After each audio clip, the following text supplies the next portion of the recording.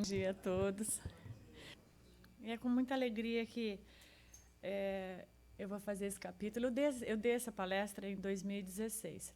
E eu vivi uma coisa muito interessante com esse capítulo. Quando a Mar me chamou, na minha memória, assim, eu sabia que já tinha dado esse capítulo. Eu só ia atrás para ver se eu tinha dado a primeira parte, a segunda parte, como era. Eu falei, a segunda parte. E eu falei, eu sempre faço modificações, né? Porque a gente sempre vai dando os updates. E quando foi chegando o momento, eu fui buscar, cadê o PowerPoint? Eu não encontrei.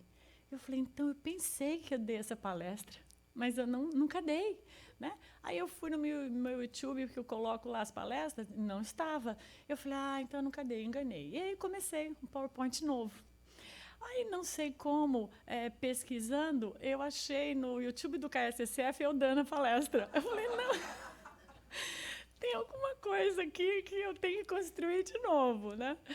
E aí eu falei, bom, como esse capítulo, essa parte 2, vocês vão ver, ele traz sobre orgulho e humildade. Eu falei, acho que eu tenho que refazer tudo sobre orgulho e humildade. Esse é o convite total, né?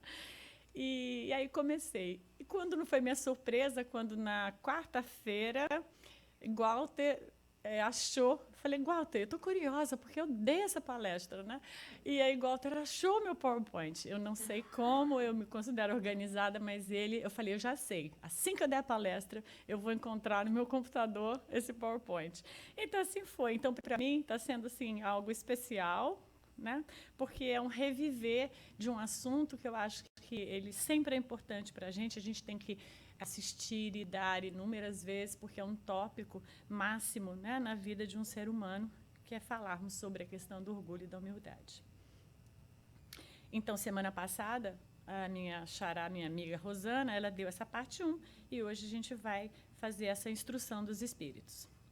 Honório de Abreu, no livro Luz Imperecível, ele escreve assim: bem-aventurados, bem-aventurados são felizes sobre o aspecto espiritual e se reconhecem sempre necessitados dos valores espirituais. Então, ele vai dizer, bem-aventurados são felizes aqueles que reconhecem que precisam dos valores espirituais. Porque muitas vezes a gente fica muito ligado aos valores da matéria e acha assim, eu estou bem, está tudo bem, e não faz conexão da necessidade dos valores espirituais. E às vezes lá na frente, em algum momento na vida, através de uma doença, através de uma circunstância, a gente é convidado a ter esse olhar para os aspectos espirituais. Às vezes o convite ele é menos suave, gostoso, e às vezes o convite ele é muito assim, é um chamamento, né? Então é importante a gente ter essa conexão, que a gente precisa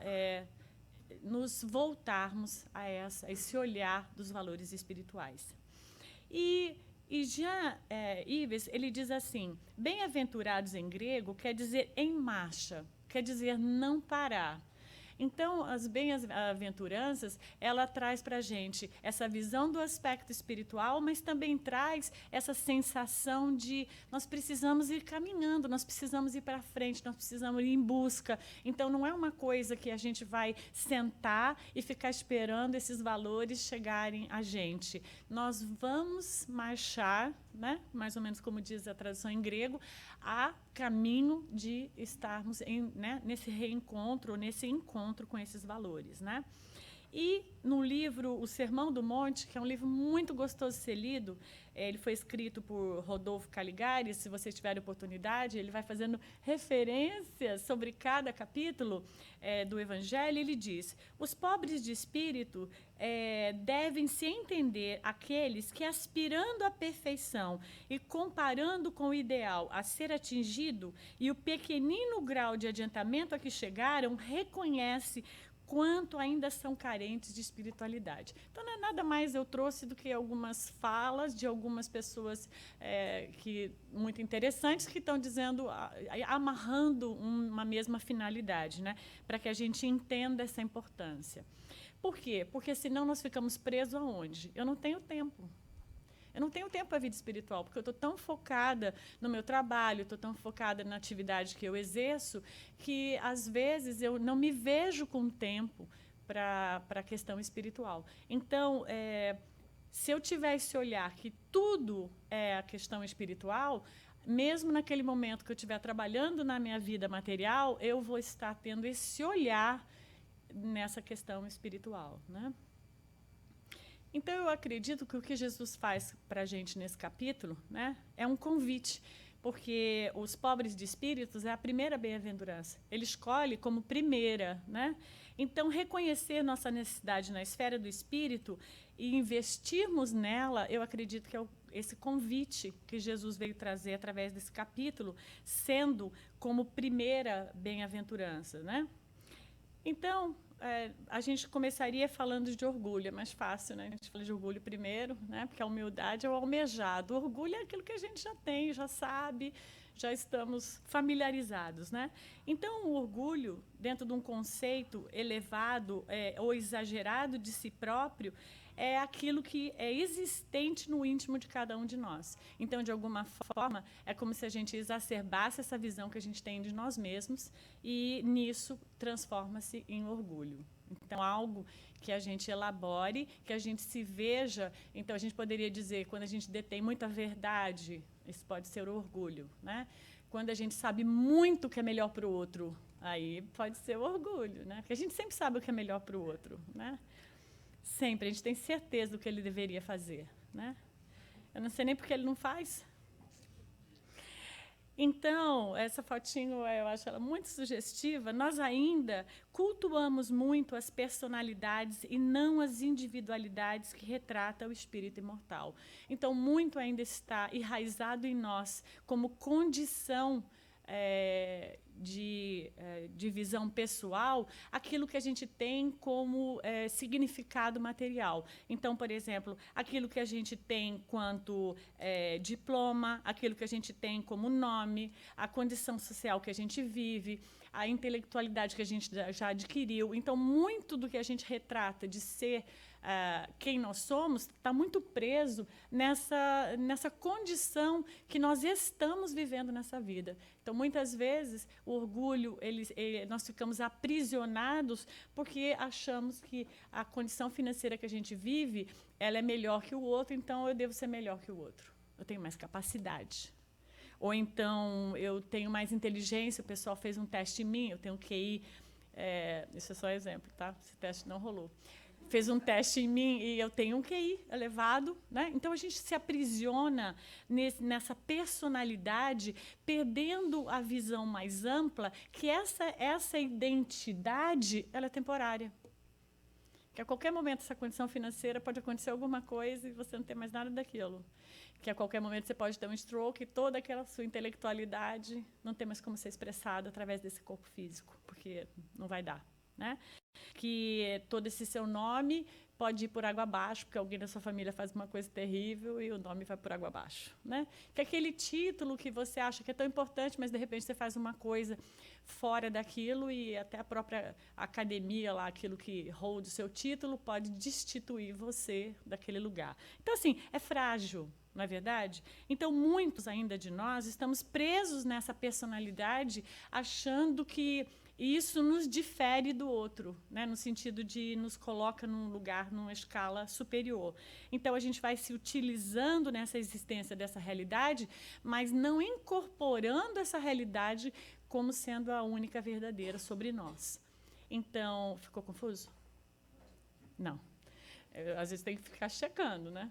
Então, assim, a gente precisa entender que esse modelo ele é utilizado nessa vida e não tem nenhum problema, é ótimo, excelente, é a forma como a gente navega, mas isso não é a nossa realidade total, ampla. Porque se a gente se prender nisso, nós vamos o quê? Sofrer.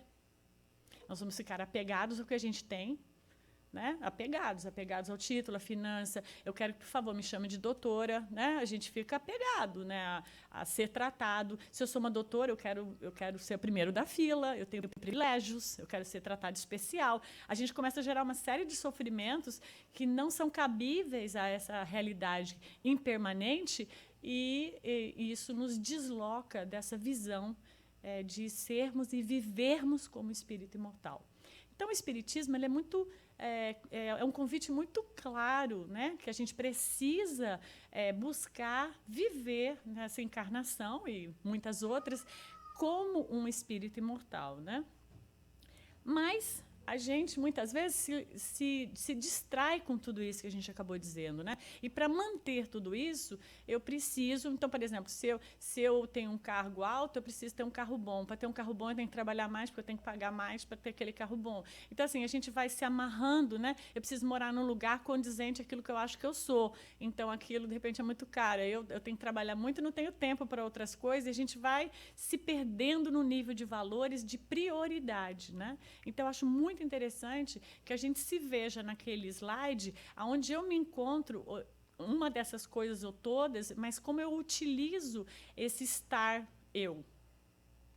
É porque, às vezes, quando a gente pensa nisso, parece uma coisa um pouco complicada a gente pensar. Mas se eu não sou a Rosana, eu sou quem? Né? Vocês já pensaram nisso? Isso parece um pouco assim esquisito, né?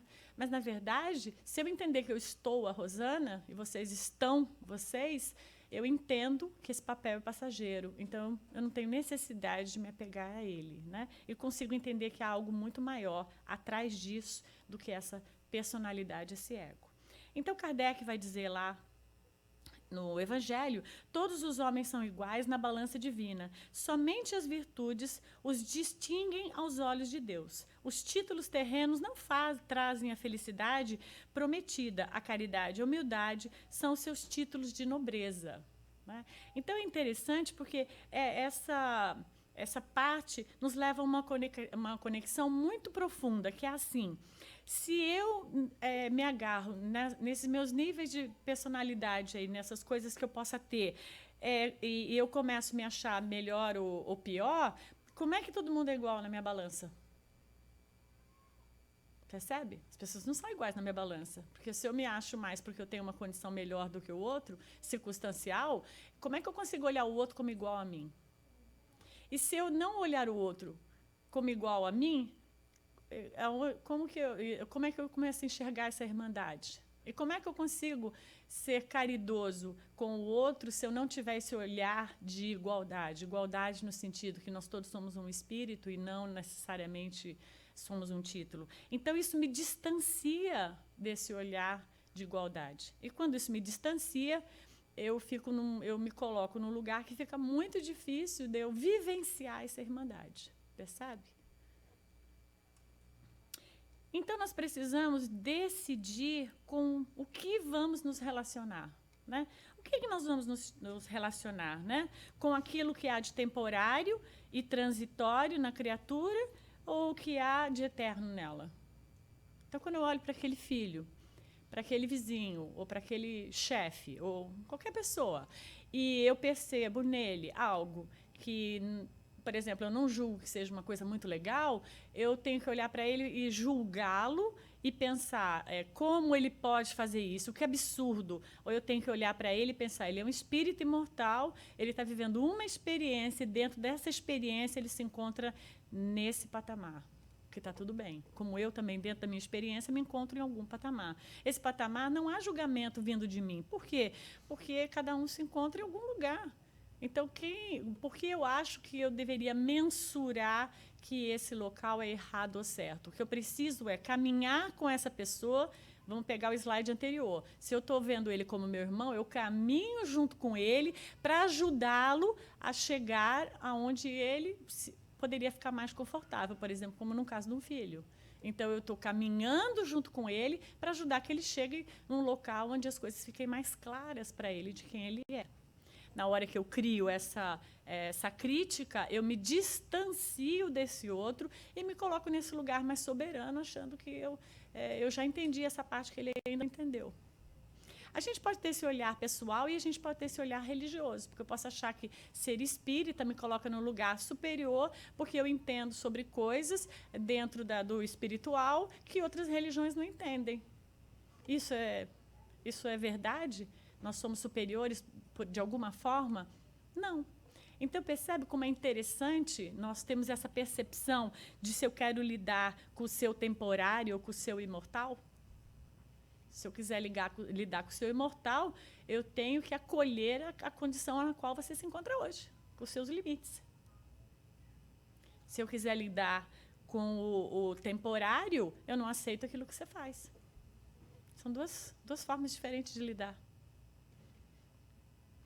Então, orgulho, a gente pode ter orgulho, por exemplo. Eu posso ter orgulho de ser patriota, mas isso não quer dizer que eu não posso me transformar num nacionalista, né? Achando o quê? Que aqui é melhor, que o outro lugar é pior, que agora a gente mora aqui, então o Brasil não vale nada, ai, que bom que a gente saiu de lá. Isso não é verdade. Então, aí eu não tenho orgulho de eu ser patriota. Eu sou nacionalista e fico levantando bandeiras e colocando outros lugares de uma forma pior, porque eu não me encontro mais lá. Então, por exemplo, eu posso ter orgulho do meu filho, mas eu não posso achar que ele é melhor que os outros. Porque a hora que eu começo a fazer essa comparação, nossa, meu filho é demais, coisa e tal, eu perdi a perspectiva. Perdi a perspectiva do quê? De me relacionar com o ser eterno. Eu estou me relacionando com esse ser temporário, que ele é um gift na escola, e agora ele foi apresentado como uma pessoa que é superior às outras, por causa do QI. E aí eu começo a me relacionar com aquele gift, tendo esse olhar que, nossa, se ele saiu de mim, eu sou demais. Não estou dizendo que tem nada de errado o outro ser gift, mas isso é temporário. Né? E a gente vai entender por quê.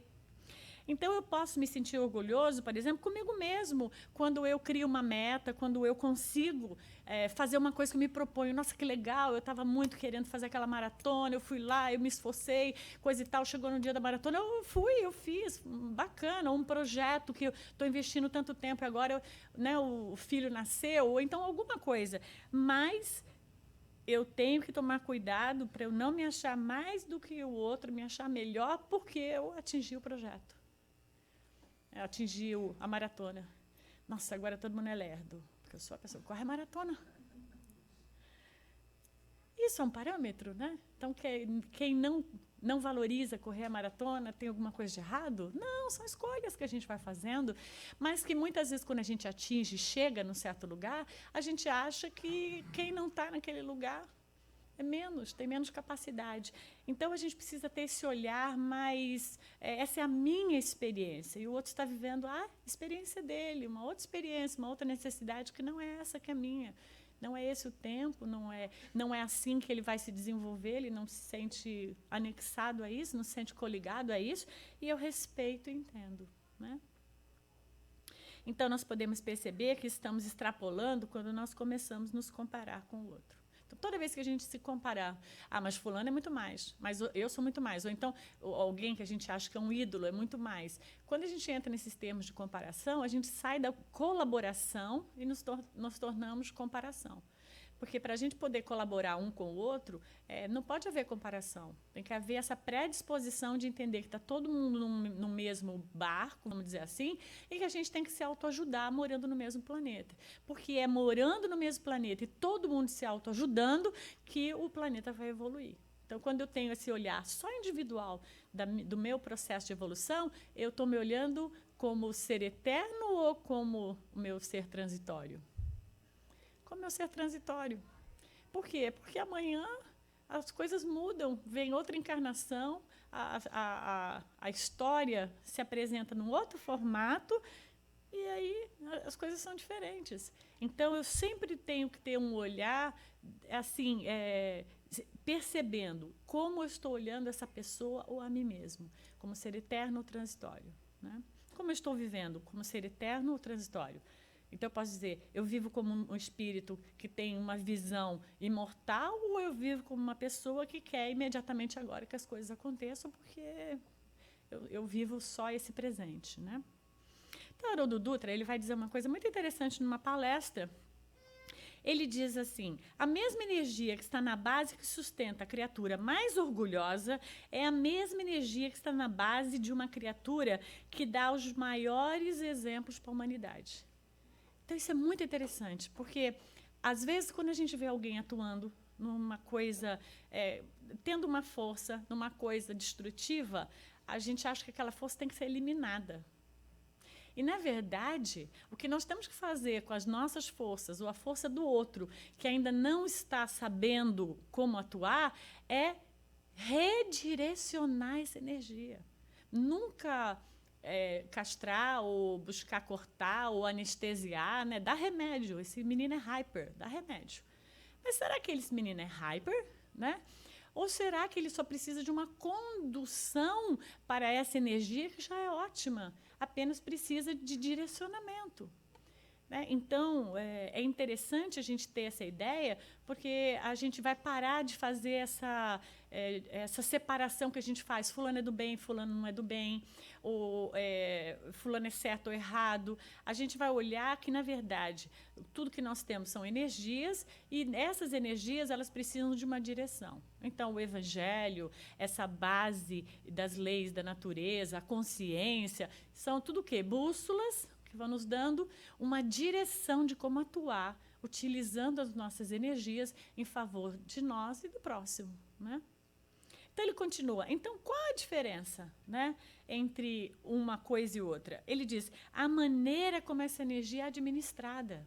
Então, o que a gente tem que fazer não é diminuir o volume lá para o filho não atuar mais daquela forma. É ajudar ele a direcionar aquelas ideias que ele faz, coisas, sei lá, que ele faz que gera um monte de problema, para direções de como ele pode usar aquela produtividade em uma outra área que possa ser construtiva. Isso é um investimento? Sim, é um investimento, né? Então, o que a gente precisa? Educar essa energia, educar nossa energia. Então, uma pessoa que tem muita raiva, por exemplo, então a gente pensa que o antídoto para a raiva seria dar uma injeção para ela ficar calminha. Então, a gente toma remédio para ficar calminho, não toma? Agora, será que o que a gente tem que fazer é tomar remédio para ficar calminho diante de uma raiva, ou é aprender a lidar com a raiva? Aprender a utilizar essa energia que eu estou utilizando aqui para ter muita raiva num outro processo, de uma outra forma, de uma forma, por exemplo, produtiva, construtiva, e não mais para, por exemplo, ser agressivo ou atacar alguém. Então, o que a gente tem que fazer é amortizar o que nós temos, ou o que a gente tem que fazer é educar o que nós temos? Então, eu diria que o que a gente tem que fazer, né, até segundo o que Haroldo também está dizendo aqui, nós precisamos educar o que nós temos. Então, eu nunca fico preocupada num relacionamento com uma pessoa agressiva, e sim pensando como aquilo pode ser transformado a favor da vida. A hora que, em vez dele agir de uma forma autodestrutiva, sendo agressivo porque para ele ser agressivo com o outro, ele está sendo agressivo com ele mesmo. E ele aprender a utilizar daquela energia para ser construtivo e produtivo para si próprio e automaticamente para a sociedade, aquilo é uma potência. Isso não é uma visão um pouco diferente do que a gente pensa hoje, de acalmar as agressividades? Então, a gente precisa dar o quê? Um rumo certo. Então, eu penso que o contato com a religião, para alguns, pode ser um rumo certo, no sentido de você ter uma base, onde você tem uma pessoa que, dentro de um exemplo, ele te mostra um certo rumo, né? Então, eu acho que a intenção não é tornarmos as pessoas extremamente religiosas e dependentes da religião, e sim utilizarmos a religião como uma forma libertadora das nossas dificuldades de rumo. Então, o que a religião pode trazer é nos levar a um certo rumo que poderia beneficiar essa evolução, esse bem-estar interno. Então, aprender o quê? A controlar essa intensidade, né? Então, a gente, mais ou menos, vai percebendo, à medida que a gente vai se desenvolvendo, que o controle da intensidade ele pode ser algo muito produtivo na nossa vida. A gente não deixar de fazer, né? Daí a gente, até quando o outro, vamos supor que o outro faça uma coisa, mas alguém chega aqui e arruma as cadeiras, mas, sei lá, vira as cadeiras para lá, porque de repente não percebe que o palco é para cá. Então, a gente falaria o quê para essa pessoa? Ai, nossa, mas como é que você arrumou a cadeira assim? É nada a ver, porque o palco é para cá. Daí a pessoa vira e fala assim, tá bom, então não ajudo mais. Não é porque, de repente, dependendo do nosso estado, a gente fica muito chateado quando o outro tenta mostrar para a gente que o nosso caminho poderia ser diferente, né? Então, às vezes, o orgulho, a vaidade faz quem a pessoa é, né?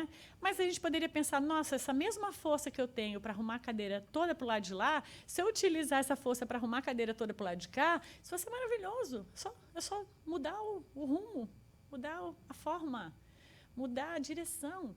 Então, eu acho que a gente saber liderar é justamente a gente ajudar com que o outro aprume a sua direção. Então, na verdade, liderar não é mandar, é saber ajudar o outro dentro daquela força que ele tem a utilizá-la da melhor forma possível. Faz sentido? Então, por exemplo, se a gente achar que a gente já sabe muito sobre algo, a gente pode descuidar e engessar o nosso conhecimento e automaticamente a minha ação está comprometida. Então, engessar. Olha lá, até coloquei a foto. Então, se eu achar que eu sei algo, quando o outro chega e fala assim, não, mas você poderia apertar esse botão também. Daí eu, não. É isso aqui. Né? E eu fecho a possibilidade de qualquer entrada, né, da ideia do outro, porque eu penso, eu já sei, o outro tem pouca experiência, não sabe muito, e então o que eu faço? Eu engesso, porque eu só consigo viver com aquela minha verdade. Isso a gente vai ver muito o quê? Quem muito fala e pouco ouve. Quem fala muito e pouco ouve tem pouca entrada de possibilidades diferentes. Ele fica se retroalimentando daquilo que ele já pensa. Então, essa intensidade, que é a palavra que Haroldo Dutra usou, a gente precisa encontrar, mediar essa intensidade, essa intensidade entre ouvir e falar, se ela for mediada, eu posso passar, mas eu posso receber. Então, eu passo a absorver muito mais do que o mundo pode me trazer para que eu possa crescer, do que a forma como eu venho atuando até então, apenas me retroalimentando daquilo que eu já sei. Né? Agora, eu posso também, além de me engessar, porque eu não consigo sair daquilo que eu penso, eu posso também começar a não validar o conhecimento ou o potencial do outro. E, assim, perder tudo de bom que eu poderia acrescentar na minha vida. Então, eu não só fico na minha mesmice, como eu também não dou validade para aquilo que o outro pensa. Então, naqueles pequenos momentos que eu escutei, eu falo, não, nada a ver. E aí eu fico assim, vai piorando o gesso. Né?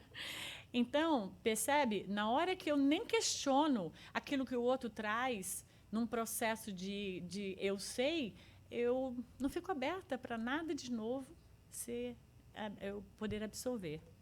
E eu posso piorar, eu posso agravar ainda mais e não só não validar o que o outro faz, mas como também tentar impedir que o outro traga o seu conhecimento quando nós nos sentimos ameaçados. Isso é um lugar muito complexo. A gente pode ver, por exemplo, dentro de uma empresa, quando o outro começa a ter ideias ótimas, coisa e tal, e a gente começa a sentir o quê? Vixe, vai tomar meu lugar. Ou então, quando você se sobressai aqui, mas chega uma outra pessoa que também faz bem aquilo que você faz, você fala, não, fulano não. Vamos fazer hierarquia, quem está aqui primeiro tem mais direito, a gente começa a criar umas regras aí para boicotar o outro. Né? Por quê? Porque a gente se sente ameaçado quando a gente não quer sair daquele lugar. Porque a hora que o outro chega com uma ideia legal, eu posso até ficar impactado. Nossa, né, eu levei 10 anos para ter essa ideia, essa pessoa chegou aqui em 5 minutos, ela teve essa ideia, uau, o que é isso? Mas é um primeiro impacto, depois eu falo, a gente vai somar, vai ser maravilhoso. É isso. Mas na hora que se eu estou engessada, lá em cima já, eu não quero nada novo que ninguém traga, porque isso me ameaça. E aí eu fico como? Piorou, né? Aí eu fico isso, e vai isso. Olha, gente, lá, nós ficamos engessados. Né? Esse é o ponto. Né? Então, esse engessar, o orgulho, ele gera esse engessamento. Né? E a gente vai se colocando nesse lugar onde a gente só fica com as pessoas que acham que dão razão para nossas razões e vamos tentando eliminar aqueles que têm pensamentos diferentes. Né? Então, Haroldo continua, nossos potenciais se transformam em vícios quando eles estão na intensidade correta. Né? Quando eu amplio muito um dos lados, eu posso cair numa inércia, né?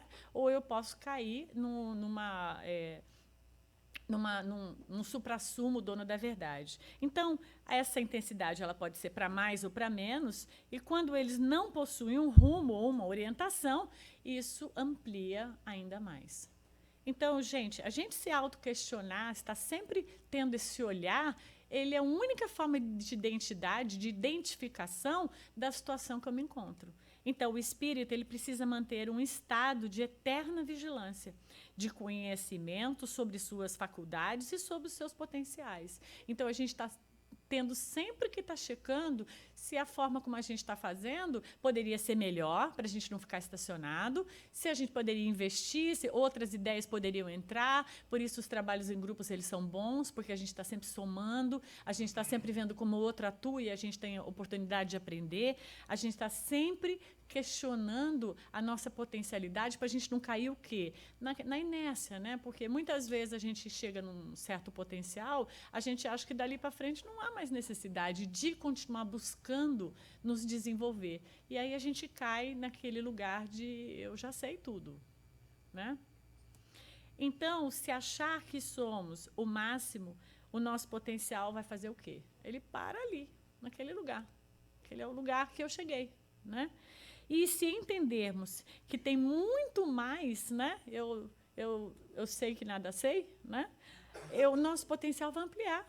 Porque eu chego ali, mas eu começo a somar com uma série de outras ideias que vão me dando essa possibilidade de eu poder ampliar a minha ideia. Então, a gente está sempre saindo do orgulho e entrando no estado de humildade e encontrando essa intensidade correta quando eu me coloco nessa posição de que o outro sempre pode trazer alguma coisa que vai somar na minha vida. Então, sobre as faculdades, facilmente nos desestabilizamos emocionalmente, devido a pouco nos autoconhecer. Então, muitas vezes, a gente mesmo se admira com certas circunstâncias que a gente se coloca, porque muitas vezes a gente não sabe o que se passa dentro de nós, né? Então, manter nossas faculdades demanda identificar o que sentimos. Enquanto nós não conseguimos identificar que o que eu estou sentindo é orgulho, que o que eu estou sentindo é passada para trás, que o que eu estou sentindo é humilhada, que o que eu estou sentindo é que o outro sabe mais. Eu preciso identificar, porque na hora que eu identifico eu coloco aquele olhar de peraí, nós somos um espírito imortal, está todo mundo aqui aprendendo, eu saio desse nível de comparação. Mas se eu não tenho percepção do que eu sinto, eu só sinto a repulsa. O que é que eu faço? Eu fico apenas vivendo aquela coisa de, não sei se vocês já falaram isso, eu acho fulano muito antipático. Mas por quê? Não sei. Uma coisa nele. Coisa nele, minha filha, que ele toca naquilo que você acha que você não sabe e aquilo te mata de raiva. Só que para isso você vai ter que reconhecer que você tem inveja. Então, não, eu não sei. Uma coisa, viu? Você fica até jogando assim meio mediúnico. Uma coisa. Aguarda. Em algum momento ele vai revelar. Você ainda fica nesse lugar. Entende? E às vezes, se eu olhar para dentro e falar assim, peraí, por que exatamente estou sentindo isso por ele? A gente não precisa botar isso no Facebook. Isso é uma reflexão que você pode ter com você. Eu acho que eu sinto isso porque, nossa, a forma como ele se coloca, uau, me incomoda, né? Assim, porque eu não tive essa ideia. Daí a gente começa a ter uma percepção do que está atrás daquilo que a gente sente, né? Então, o que está por trás daquele orgulho que nos levou a fazer algo que, às vezes, nos levou a ser muito desleal, como, por exemplo, falar mal de uma pessoa que fez uma coisa, porque, por trás, a gente ficou incomodado com aquilo que o outro fez, porque ele sofreu, por exemplo, um destaque. Nossa, e todo mundo, legal, olha, maravilhoso. Daí você fala, mas não fala bem, né? A gente dá uma queimadinha de filme na pessoa. Quando eu queimo o filme da pessoa, é a hora que eu deveria parar e falar assim, por que eu estou fazendo isso? Né? Por que isso está me incomodando? E aí eu começo a vasculhar. E a hora que eu vasculho, eu entro em contato com o meu orgulho. E vejo que eu estou me comparando à pessoa. Né? Eu começo a ter percepção do que eu sou. E está tudo bem, gente, não tem problema. Se vocês vascularem e chegarem lá e encontrarem um invejoso, parabéns, porque todos nós sentimos inveja ainda nesse planeta. Sentimos alguma coisa, sentimos raiva, nós ficamos contrariados, nós nos magoamos, um monte de coisa. Então, não tem problema a gente vasculhar e chegar num consenso que aquilo que a gente está vendo sobre a gente não é muito legal. Porque nós estamos sendo forjados, nós estamos em processo de evolução. Então, é lógico que dentro desse processo, a gente vai passar por várias decisões que a gente toma que, às vezes, não são muito felizes, que não são as melhores. Porque ainda não temos sustentabilidade em certas circunstâncias de valores que nos fazem fazer escolhas apenas corretas. Então, a gente, muitas vezes, vai fazer escolhas que ainda não são as melhores. Isso não justifica que toda hora eu vou olhar para isso e falar que nada, eu faço escolha assim, porque é assim mesmo, até a Rosana falou, é bobagem. Não, não é isso. Mas, vocês vão usar meu aval aí. Não é isso, mas eu posso olhar para isso e ter a percepção, porque na hora que eu identifico isso, da próxima vez que eu sentir isso, eu vou saber, de novo. Só que agora o perseguido é outro. Mas estou sentindo outra vez a mesma coisa. E aí eu vou me dando o quê, gente? Humanidade. Porque na hora que eu vou identificando isso em mim, eu me dou humanidade. Porque a gente sempre quer fazer bem como o outro faz. Só que o outro ele fez um investimento de 3 vidas naquilo. E você quer fazer tão bem como o outro e você ainda não investiu nada. Então, o investimento é algo pessoal, não é uma coisa coletiva. Então, é algo que cada um pode investir porque o potencial está dentro de nós. Então, para encontrar esse caminho, o que nós precisamos? Nos autoconhecer. Nós precisamos saber, identificar a gente nas circunstâncias. Senão, a gente não consegue sair desse lugar do orgulho. A gente pode até fazer aquele papel daquela pessoa super humilde, coisa e tal, com aquela fala bem mansa, mas por trás dos bastidores, a coisa pega. Então, aí não é essa humildade não é uma humildade que é a sua realidade, Então, é mais fácil, vou refrasear, é melhor a gente entrar em contato com o grande orgulhoso que mora dentro de nós do que a gente ficar fingindo que a gente é humilde e nunca entrar em contato com esse orgulhoso, porque a única forma de eu poder me autoconhecer é eu me deparar com as circunstâncias que espelham a minha condição, ainda que eu não goste. Então, no Ceifa de Luz, Emmanuel vai dizer algo assim super interessante, olha só. Ele diz, combatemos inimigos de nossa paz, ocultos em nosso próprio eu, em forma de orgulho e intemperança, egoísmo e animalidade. Única estrada suscetível de conduzir-nos ao império definitivo da grande luz. Ele falou o que eu falei, só que ele falou bonito. Não é? Ele falou o que eu falei, Ele falou bonito. O único jeito de você se confrontar, você achar a luz é confrontar seu inimigo. Quem é seu inimigo? O obsessor? Não. O seu inimigo no sentido... somos nós que somos as circunstâncias. Então, não é o outro. A gente está sempre apontando o outro para justificar por que a gente é infeliz. Mas a gente não é infeliz por causa do outro. Nós é que somos o problema. Quer ver? Você quer descobrir como você é o problema? Quando você muda, tipo assim... esse centro espírita aqui, o pessoal é chato comigo, não me acolhe, não me dá oportunidade. Vou mudar para outro centro espírita. Aí você muda, depois de um tempo você começa, nossa, essa gente aqui também não me acolhe, eles também não. Aí eu mudo para o terceiro. E, nossa, mas aí, até que chega uma hora você fala assim, o centro não é o problema é você. Onde quer que você leve você, com essas mesmas coisas não resolvidas, você vai atuar da mesma forma, achando que é o outro, que é a circunstância que te não favorece. Mas, na verdade, somos nós que, ainda num olhar muito obscuro, não querendo nos olhar, a gente não facilita essa percepção que poderia ter feito no primeiro centro. Eu não vou mudar. Eu falo, gente, eu não sei que o prédio acabe. Eu não vou ficar mudando de um lugar para o outro. Por quê? Porque vou encontrar as mesmas pessoas, só mudam de personalidade, de nome. Mas as circunstâncias que eu preciso, eu vou estar sempre atraindo elas, onde quer que eu vá. Então, como sou eu que atraio, que diferença faz eu mudar de lugar? Ou de emprego? Ou de família? Ou de amigos? Sou eu que atraio os amigos que eu preciso para eu poder crescer. Então, por quê? Para que mudar? Agora a gente vai falar da humildade. Falamos do orgulho. Então, em latim, humildade quer dizer pequeno.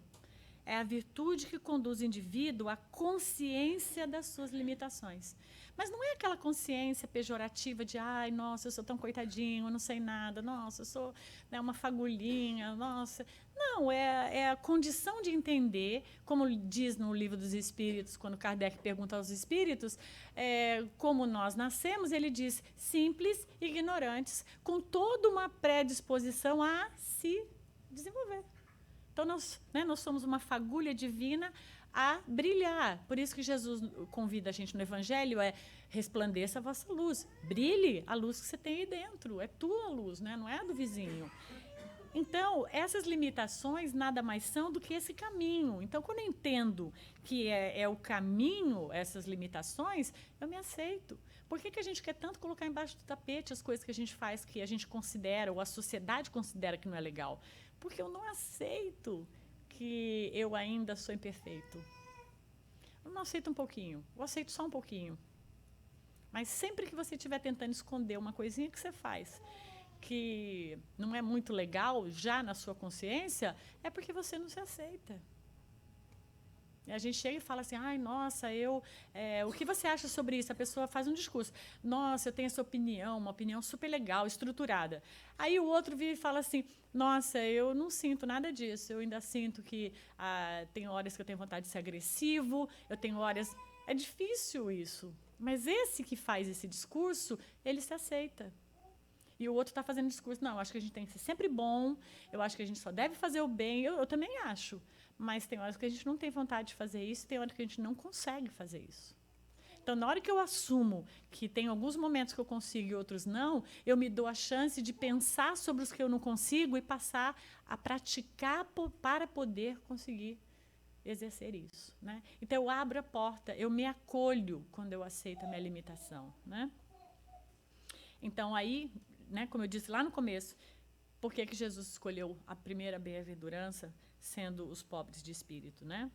Então, no Sermão do Monte, continuando uma outra parte, Rodolfo diz assim, a colocação da humildade de espírito como a primeira das atitudes, primeira bem-aventurança, parece-nos, pois, não ser meramente fortuita, mas sim proposital, visto que a felicidade futura de cada indivíduo depende muito do conceito que ele faça de si mesmo. Então, esse é o primeiro lugar. O primeiro lugar é o confronto comigo. É eu me olhar. Esse é o primeiro ponto de partida. É isso que ele está dizendo. Depois, se eu me olho e começo a entrar em contato, me autoconhecendo com esse reconhecimento, eu começo a trabalhar as áreas que são problemáticas em mim, que eu tenho dificuldade. Quando eu não me olho, eu fico comendo pelas beiradas. Como que a gente come pelas beiradas? Terceirizando o que é nosso no outro. Eu sou infeliz porque fulano. Eu nunca fui porque não me permitiram. Eu vou sempre dizendo que o outro foi o grande causador da minha limitação. E, na verdade, nós nos colocamos naquele lugar, né? Quem se imagina com perfeita saúde não se preocupa com ela, nem procura um médico para tratá-la. Também aquele que se presume sem defeitos, e quando menos espere, a morte o surpreenderá sem que tenha avançado um passo sequer no sentido da realização espiritual. Porque a hora que eu não entendo que eu também tenho defeitos, eu me coloco num lugar onde eu não entro em contato com isso. Isso fica, né, Carl Jung vai dizer, a pessoa que criou a psicologia analítica, isso fica na sombra, na nossa sombra. Né? Então, Joana de Ângeles diz algo interessante. Ela diz, para ser o maior no conceito de Jesus, era necessário fazer-se o menor, o servidor, esquecendo-se de si mesmo e altruisticamente colocando seu irmão no lugar aonde desejasse estar. É bonito isso, não é? Olha que interessante. Então, para que eu possa me autoconhecer, eu posso me colocar nesse lugar de servir ao outro, ajudando que o outro possa chegar nesse lugar que eu também gostaria de chegar, mas isso faz com que eu me humanize e, através do outro, eu consiga entrar em contato comigo mesmo também. Então, sem humildade, fica mais distante realizarmos a caridade, né? Pois a humildade vai nivelar os homens, mostra-lhes que são irmãos, que devem ajudar-se mutuamente e que o caminho é o caminho do bem quando a gente se ajuda mutuamente, né? Porque, claro, a gente fica tão desejoso de um planeta melhor, mas temos que morar num condomínio fechado. Temos que ter gate, temos que ter cerca elétrica, temos que ter carro blindado em muitos lugares, né? As pessoas têm necessidade de se sentir protegidas andando armadas. Então, a gente vai criando uma série de coisas que, na verdade, o trabalho real deveria ser a gente colaborar para que as outras pessoas também vivam bem, todo mundo vivendo bem. Não precisamos da cerca, de tanta polícia, não precisamos a longo prazo de tantas coisas que as pessoas sentem hoje necessidade para se sentirem seguras, porque, na verdade, a gente vai estar investindo para que o planeta seja melhor. Não é o que eu desejo? Não é o que todos nós desejamos? Mas aí, quanto mais dinheiro a gente vai tendo e mais condição financeira, a gente vai se armando mais, né, de câmeras, de um monte de coisa lá para ficar protegido. Então, se eu utilizar da minha capacidade, da minha inteligência em pró do outro, eu ajudo o outro a viver uma vida melhor e, logicamente, por consequência natural, todo mundo vai viver melhor, né? Então, treinar a humildade é observar o que eu sinto diante das situações e agir em detrimento a como estou me sentindo, quando percebo que o meu orgulho é quem está conduzindo as minhas atitudes. Porque, muitas vezes, quando a gente para pensar, nós estamos agindo em função do nosso orgulho, e não, na verdade, em função daquilo que seria melhor para nós. Né? Eu posso dizer, eu não vou perdoar, foi ele que me fez, se ele quiser, ele que venha pedir desculpa, então eu estou agindo em função do meu orgulho, mas quem está carregando essa mala da mágoa sou eu. Então, na hora que eu percebo que sou eu que estou escolhendo carregar a mala, eu posso mudar essa minha atitude. Se eu não me olho, se eu não tenho essa percepção de mim, se eu não busco esse autoconhecimento, eu fico sempre achando que é o outro, o movimento é do outro e eu posso ficar na condição que me encontro, né? Então, quando a gente vai fazer essa busca, a gente vai estar desenvolvendo esse novo olhar, onde proteger o meu ego, quando ele se sente ameaçado, não mais são minhas prioridades. Eu não estou mais querendo me proteger. E passo a oferecer ao outro o que ele precisa, que não é ser julgado e sim ser acolhido, né? Que não é ser banido e sim ser acolhido, que não é ser desprezado, porque quando a gente se sente com orgulho ferido, a gente vai fazendo isso. Julga, bane, despreza, a gente é agressivo, né? Não é ser incompreendido, mas sim ser acolhido. Então, a gente espera ser acolhido, mas quando a gente é ferido, a gente não acolhe. Então, nas circunstâncias, quando o outro age, nós também temos que estar fazendo o mesmo acolhimento ao qual um dia essa pessoa nos acolheu. Então, Jung vai dizer, felizes aqueles que têm consciência de sua pobreza espiritual e que buscam humildemente aquilo que necessitam, né? Que é muito interessante. Essa busca é o quê? É o que a gente vem fazendo aqui no centro. A gente estuda, né? A gente participa de trabalhos voluntários, a gente se coloca em condição de nos relacionarmos em grupos, aprendemos a trabalhar respeitando um ao outro, a gente vai criando condições que vão refletindo lá fora, a gente vai harmonizar de uma forma melhor a família, a gente vai se doando aqui, vai treinando e vai se doando mais lá fora. Então, aqui seria o quê? Um laboratório, um grande laboratório, onde cada um de nós se expõe a certas circunstâncias que nos favorece o crescimento e lá fora a gente atua de uma forma melhor, né? Então, a missão do homem inteligente na Terra nada mais é, né, não nos orgulharmos por aquilo que sabemos, porque esse saber ele tem um simples limite, bem estreitos no mundo que habitamos. Então, a gente ter essa genialidade, a gente ter uma grande competência, isso aí é limitado. Em algum momento você tem um stroke e isso parou. Agora parou. Para com essa brincadeira, né? Eu não estou dizendo que todo mundo que tem um stroke é isso, né? Mas estou dando um exemplo figurativo, né? Então, se Deus, nos seus desígnios, nos fez nascer num meio onde pudemos desenvolver a nossa inteligência, foi por querer que a usássemos em benefício de todos. Então, há um destino para essa inteligência. Há um destino para essa escola que os pais investiram na gente e a gente ganhou essa capacidade tão grande de discernimento através daquela escola ótima que a gente pôde frequentar. E o destino é eu pegar isso que eu aprendi e colocar a serviço da vida. tem um motivo pelo qual a gente vem inteligente. Não é só para a gente ganhar dinheiro e ficar rico individualmente, né? Que eu não estou dizendo que tem nada de errado as pessoas ganharem dinheiro e ficarem ricas. Mas o que eu acho é que tudo que a gente vai angariando de capacidade tem que ficar a serviço da vida, né?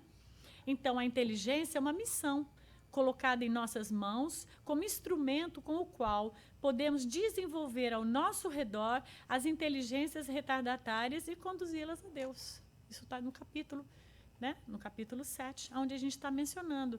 Então, cada um vai desenvolvendo a sua capacidade, dentro da sua capacidade, colocando ela a serviço da vida e vai ajudando a tantas outras que estão chegando e vão se beneficiando daquilo que você está proporcionando. Seja o que você escolher, da forma, do tipo de trabalho, a atividade que você se sentir mais agregada a. Então, o homem abusa de sua inteligência como de todas as suas faculdades, mas não lhe faltam lições, advertindo de que uma poderosa mão pode retirar-lhes o que a mesma lhe deu. Então, para a gente perceber o quê? A vulnerabilidade da gente, né? Então, aquilo que a gente acha, a gente está tão empoderado naquilo que a gente é vulnerável. Que esse aqui seria o exemplo agora do stroke, né? Então, pessoas sábias são simples e humildes e não precisam de autopromoção, porque sabedoria não se compra e não se vende. Sabedoria está inserida na alma das pessoas que a doa gratuitamente. Então, esse saber é um fluxo, né? Então, às vezes, a pessoa é uma grande enciclopédia, ela leu, nossa, milhares de livros, é lindo, ela sabe mencionar por capítulos, ela sabe dizer a página, porque é profundo aquilo. Mas a pessoa, às vezes, não coloca a serviço da vida toda essa sabedoria que ela adquiriu, que ela poderia estar dando curso, ensinando outras pessoas, ela poderia estar passando, ela poderia estar escrevendo, ela poderia estar gravando, ela poderia qualquer coisa, porque hoje em dia a gente tem tantas formas de comunicação aprazíveis a qualquer personalidade, mas às vezes a pessoa fica com aquilo e aquilo não se expande. Então o capítulo está dizendo, olha, esse convite à inteligência é para ela ser colocada a serviço da vida, de todos, né? E para a gente finalizar, ser humilde não é ser menos que alguém, é saber que não somos mais do que ninguém. Gente, muita paz, muito obrigada. Adorei estar aqui com vocês.